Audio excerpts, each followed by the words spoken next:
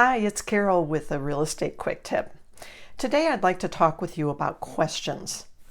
Questions are an essential part of your business because when you meet with buyers or sellers, you're going to need to ask them a lot of things, right? And I learned early on in my career that the person who asks the questions is in control of the conversation. And I don't mean control in a negative sense, but in a positive sense. You want to be in control of your conversations with potential buyers and sellers because you want to help them make an effective decision. And in order to do that, you need to get information and you need to get commitments from them. So when you ask questions, you're getting that information, you're asking them for decisions, and you stay in positive control of your appointment. I don't know about you, but I've had situations where I haven't done that and I've been not in positive control. I've been the one answering the questions and I've had to steer the conversation back so that I can help the client better. So what kinds of questions? Well, there are basically two kinds.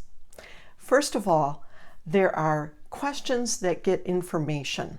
Those are all of your who, what, where, when, why, how long kinds of questions that are going to get you information that can help you demonstrate your value to the buyer or seller. So for example, if you're sitting in a listing appointment and you ask them, well, how long have you been thinking about making a move? That could tell you something about their motivation for selling. Or where do you want to move to? That could also tell you something about urgency. With a buyer, if you are having your initial appointment with a buyer and you ask them, well, where do you want to move to? That's obviously getting you some kinds of information.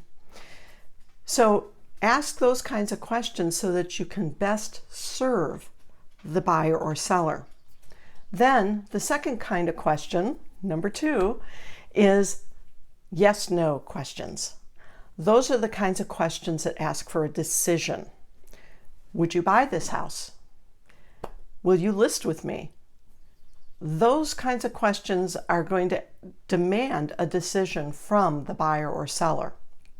So those tie-down questions are the kinds of things that you're going to ask when you get to the point where the situation demands an answer, a yes/no answer.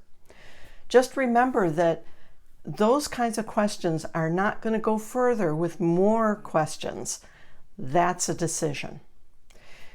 That's it for today. If you like my quick tips, please subscribe to my YouTube channel. And as always, make it a great day.